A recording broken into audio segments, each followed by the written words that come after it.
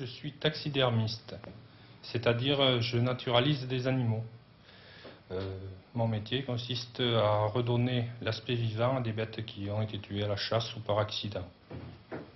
J'ai appris tout seul, seul avec des livres, des méthodes. Disons que j'avais un certain goût pour la taxidermie et à partir de là, j'y suis arrivé, quoi. On fait des animaux courants la plupart du temps, hein.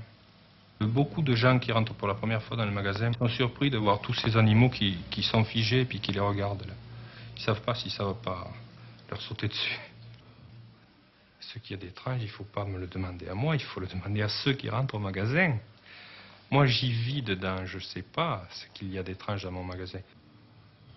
Les petits animaux sont toujours plus difficiles, oui, parce que c'est plus minutieux à faire. L'idéal, oui, un félin, quelque chose comme ça, une grosse bête, quoi, qui sorte de l'ordinaire, parce qu'ici, dans la région, on a toujours les mêmes choses, pratiquement. Bien sûr, j'avais un perroquet pas naturalisé, vivant, mais il s'est noyé un jour. Ah ben, on l'a naturalisé, oui, évidemment, mais on a mis 2 ans avant de le faire. Il était au fond du congélateur, il y a que quand on l'a, disons, un peu oublié, alors on a voulu le faire revivre, on l'a naturalisé. C'est pas faire revivre, mais c'est redonner l'image de ce que c'était.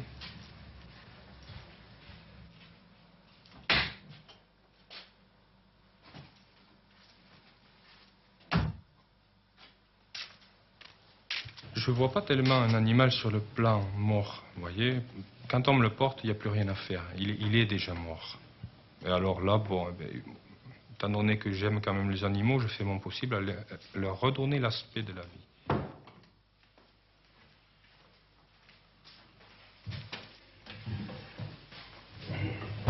Un furet, une fouine, une belette, une hermine, n'importe quoi, c'est toujours une sauvagine. Souvent, on leur fait l'air agressif. Et d'ailleurs, ça plaît davantage au client quand il a l'air agressif.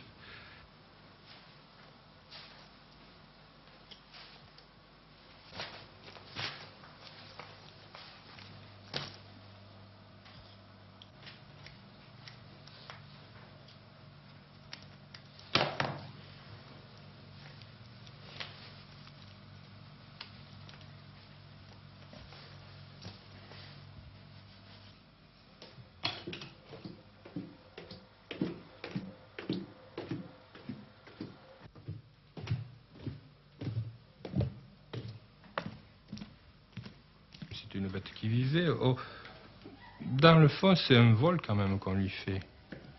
On lui vole son vivant. Alors ça, je sais pas, c'est peut-être un vol de personnalité. Mais sur le plan animal, bien sûr. On leur vole leur aspect vivant d'abord, oui. On leur vole leur mort. On leur vole leur mort, oui.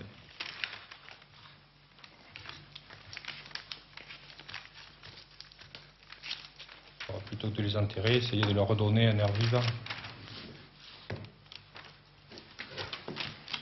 C'est pas l'animal qui est sur mon étagère qui a l'âme, c'est celui que j'ai mis à la poubelle. C'est la chair, c'est pas la plume qui aurait l'âme.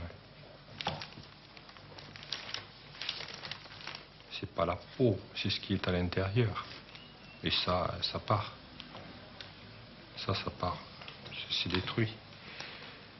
On garde que l'apparence, c'est tout. Moi, j'aurais davantage peur de pourrir que de mourir.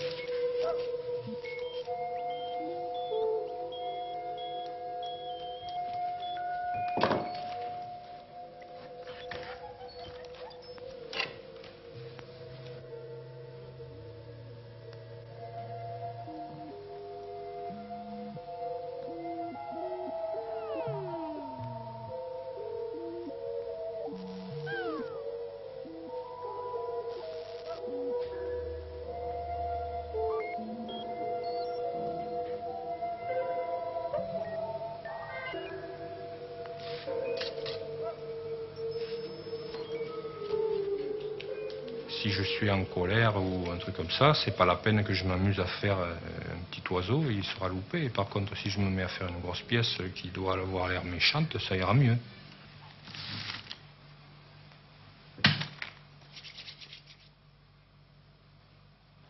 J'ai fini. Ouais, je vois. C'est bien. Ça va.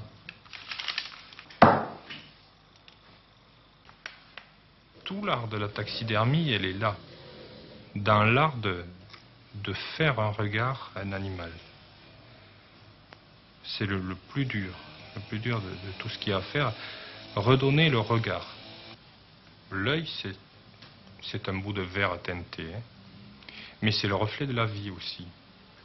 Alors, il faut les placer de telle manière que de n'importe quel angle que vous les regardez, ils vous suivent des yeux.